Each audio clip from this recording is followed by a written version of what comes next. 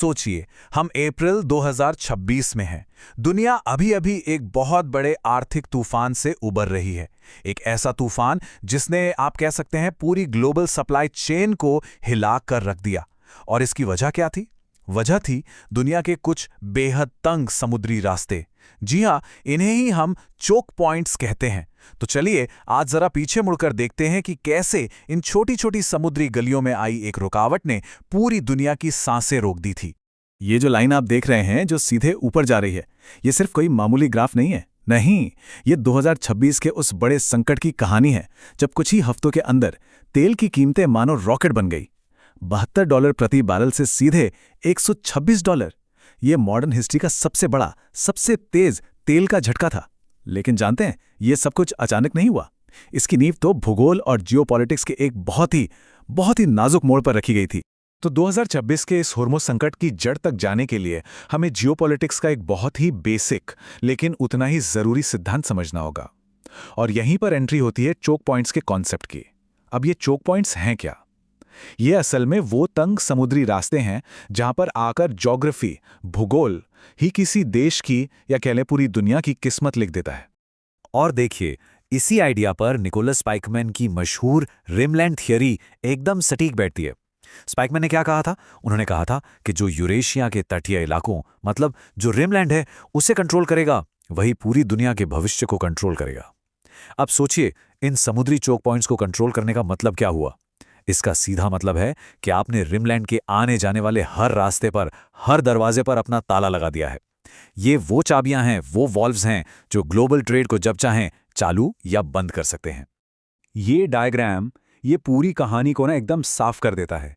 देखिए कैसे दुनिया भर के समुद्री रास्ते, मतलब शिपिंग लेन्स, एक पतली सी गली में आके मिलते हैं और फिर यहीं से आगे फैलते हैं। और हाँ, ये कोई छोटा मोटा ट्रैफिक जैम नहीं है जिसकी हम बात कर रहे हैं। दुनिया का, ध्यान से सुनिए, 90% ट्रेड इन्हीं समुद्री रास्तों से होके गुजरता है। तो जरा सोचिए, अगर किसी ने इस वॉल्व को, इस गली को बंद कर दिया तो क्या होगा? सीधी सी बात है, पूरी की पूरी ग्लोबल इकोनॉमी का इंजन ही जाम हो जाएगा। अब जरा इस मैप पर नजर डालते हैं। हॉर्मुज़, स्वेज, बाब अल मंदेब, मलक्का और पनामा, ये सिर्फ नाम नहीं है, ये दुनिया की अर्थव्यवस्था की, आप कह सकते हैं, मेन आर्टरीज हैं, मुख्य धमनियां हैं। और इनमें से किसी एक में भी अगर कोई ब्लॉकेज आ जाए तो इसका मतलब है पूरी ग्लोबल इकोनॉमी के लिए एक मैसिव हार्ट अटैक। और 2026 में होर्मुज़ में ठीक यही हुआ। वो मैसिव हार्ट अटैक आ ही गया। देखिए हुआ क्या, 28 फरवरी को ईरान पर हमला होता है और जवाब में ईरान ने तुरंत स्ट्रेट ऑफ होर्मुज़ का रास्ता बंद कर दिया। मार्च आते आते 21 से ज्यादा जहाजों पर हमला हो चुका था और तेल की कीमत $100 के पार चली गई। और अप्रैल में तो ये कीमत $126 के पीक पर पहुंच गई। सोचिए, सिर्फ कुछ हफ्तों के अंदर एक रीजनल लड़ाई ने, एक लोकल कॉन्फ्लिक्ट ने पूरी दुनिया में एक इकोनॉमिक सुनामी ला दी थी। लेकिन इस संकट ने एक और बहुत ही खतरनाक ट्रेंड की शुरुआत की। ईरान ने क्या किया? उन्होंने हॉर्मुज़ को, जो कि इंटरनेशनल लॉ के हिसाब से एक ग्लोबल कॉमन है, मतलब सबका साझा रास्ता है, उसे अपनी पर्सनल जागीर की तरह इस्तेमाल करना शुरू कर दिया। उन्होंने एक नया सिस्टम बनाया, एक तरह का कह सकते हैं समुद्री टोल टैक्स। हर जहाज को वहां से गुजरने के लिए $2 मिलियन देने होंगे और पेमेंट भी डॉलर में नहीं, वेस्टर्न सैंक्शन से बचने के लिए उन्होंने पेमेंट मांगा चीन के पेमेंट सिस्टम CIPS में या फिर क्रिप्टो करेंसी में। ये गेम चेंजर था।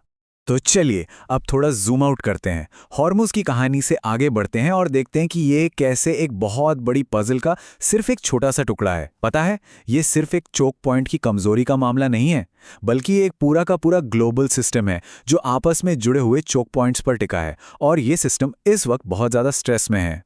लाल सागर के संकट को ही ले लीजिए।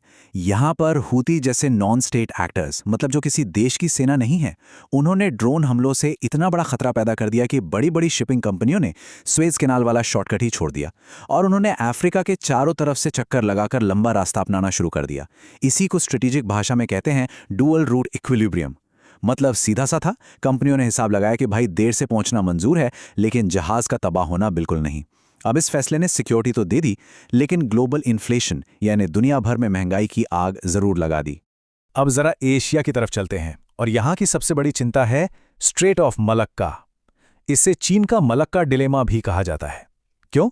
क्योंकि चीन का 80% तेल, सोचिए 80% तेल, इसी संकरे रास्ते से होके गुजरता है। अब अगर कल को भारत या अमेरिका के साथ टेंशन बढ़ती है तो इस रास्ते को बहुत आसानी से ब्लॉक किया जा सकता है। और अगर ऐसा हुआ तो चीन की पूरी इकोनॉमी ठप पड़ जाएगी। और इसी डर की वजह से चीन आज सीपेक यानी चाइना पाकिस्तान इकोनॉमिक कॉरिडोर और आर्कटिक से गुजरने वाले पोलर सिल्क रोड जैसे बेहद महंगे लेकिन ऑल्टरनेटिव रूट्स बना रहा है। और कहानी सिर्फ एशिया और मिडिल ईस्ट की नहीं है। वेस्टर्न हेमिस्फेयर में पनामा कैनाल को देखिए, वो तो दोहरे खतरे झेल रही है। एक तरफ है क्लाइमेट चेंज, सूखे की वजह से कैनाल में पानी का लेवल ही गिर जाता है, जिससे जहाज़ों का निकलना मुश्किल हो जाता है। और दूसरी तरफ है जियोपॉलिटिक्स, मतलब ग्रेट पावर कंपटीशन। दुनिया की बड़ी ताकतें इस क्रिटिकल इंफ्रास्ट्रक्चर पर कंट्रोल के लिए होड़ में लगी हैं। तो अब सवाल उठता है कि इस पूरी ग्लोबल कहानी का भारत पर क्या असर पड़ता है।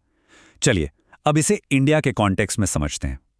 ये जितनी भी ग्लोबल रुकावटें हैं ना, ये भारत की इकोनॉमी और हमारी सिक्योरिटी के लिए बहुत ही सीधी और गंभीर कमजोरियां पैदा करती हैं।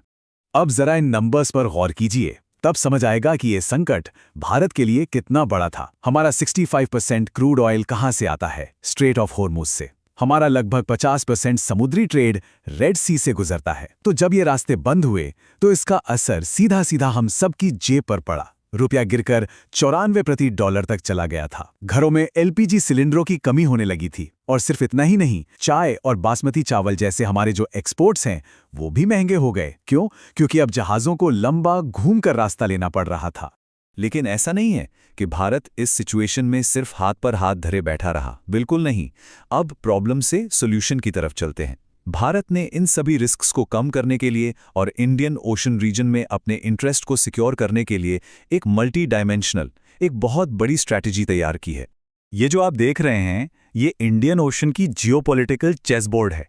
एक तरफ है चीन की स्ट्रिंग ऑफ पर्ल स्ट्रैटेजी, जो असल में भारत को घेरने की एक कोशिश है, और इसका सीधा जवाब है भारत की नेकलेस ऑफ डायमंड स्ट्रैटेजी। हम चबाहर और दुक्कुम जैसे पोर्ट्स का इस्तेमाल करके चीन की इस घेराबंदी को काउंटर कर रहे हैं। भारत का जो ये जवाब है ना, वो 3 लेवल्स पर काम करता है। सबसे पहला है विजन, सागर जैसी पॉलिसीज, मतलब security and growth for all in the region. इसके जरिए भारत ने खुद को एक जिम्मेदार लीडर की तरह पेश किया है। दूसरा लेवल है मिलिट्री। अंडमान निकोबार कमांड से हम मलक्का पर नजर रखते हैं और खाड़ी में अपने जहाजों को सिक्योरिटी देकर भारत एक नेट सिक्योरिटी प्रोवाइडर की भूमिका निभा रहा है। और तीसरा लेवल है डिप्लोमेसी। रूस और सेंट्रल एशिया तक पहुंचने के लिए ईस्ट-टीएसटी जैसा एक नया कॉरिडोर बनाना, ताकि स्वेज कनाल पर हमारी डिपेंडेंसी कम हो सके। और आखिर में एक बहुत जरूरी बात, हमें यह समझना होगा कि फ्यूचर के जो चोक पॉइंट्स होंगे ना, वो सिर्फ समुद्र तक ही सीमित नहीं रहेंगे। नहीं, इनकी परिभाषा अब बदल रही है, ये और बड़ी हो रही है।